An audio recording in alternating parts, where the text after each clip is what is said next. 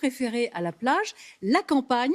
Nous partons à Main-sur-Loire pour un grand bol d'air sans la foule. C'est notre rubrique Vue 2, signée Florian Lemoyle, Pauline Juvigny. Allez, on y va. Première échappée déconfinée pour Isabelle, Vincent et leurs 3 enfants, au grand air et à vélo. Les enfants, on va aller jusqu'à Blois. Regardez, 41 bornes. Pour ce week-end de l'Ascension, la famille a décidé de se balader pour la journée. Au départ de Main-sur-Loire, après 2 mois de confinement près d'Orléans, cette escapade a comme un air de petite évasion. On avait clairement besoin d'espace, ça c'est certain, et puis de pouvoir être libre et de pouvoir bouger sans être constamment contrôlé ou sortir son attestation. Là, on fait ce qu'on veut dans un environnement incroyable. Ouais. On en avait besoin. Ici, sur les bords de Loire, les amoureux du vélo peuvent parcourir jusqu'à 155 km de pistes cyclables sans danger. Quelques kilomètres plus loin, sous le soleil d'été et une température de 28 degrés, le château de Main-sur-Loire, l'un des plus anciens et plus vastes du Loiret, accueille de nouveau des visiteurs. Bonjour, on est ravis de vous accueillir au château de Main-sur-Loire. Notre fille habite à Tours et nous on habite à côté de Chartres. Et j'ai regardé, j'ai un lieu pour visiter, à moins de 100 km les uns les autres. On est à 98. Après une petite visite dans le parc et puis on se resépare. Depuis 2010, la fréquentation de ce monument du patrimoine édifié au XIIIe siècle n'a cessé d'augmenter. Alors après 2 mois d'inactivité forcée, la reprise est un soulagement pour son propriétaire.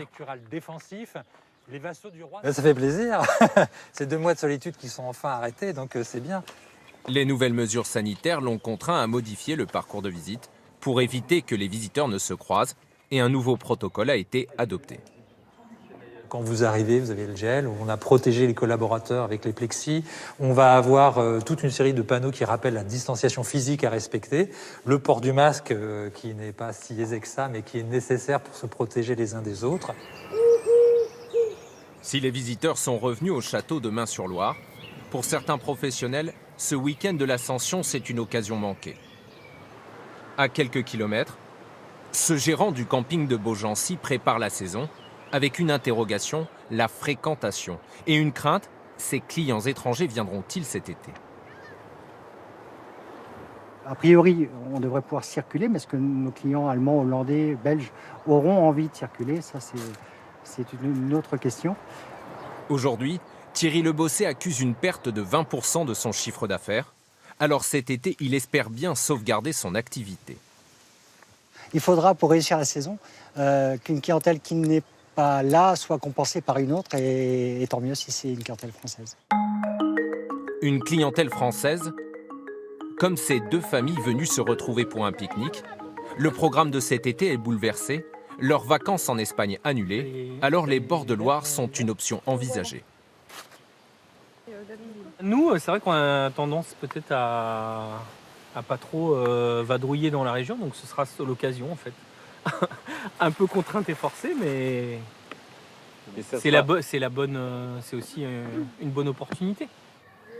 Dans le Loiret, le tourisme est un des secteurs économiques majeurs. Il est aujourd'hui fragilisé. Les professionnels attendent un plan de relance.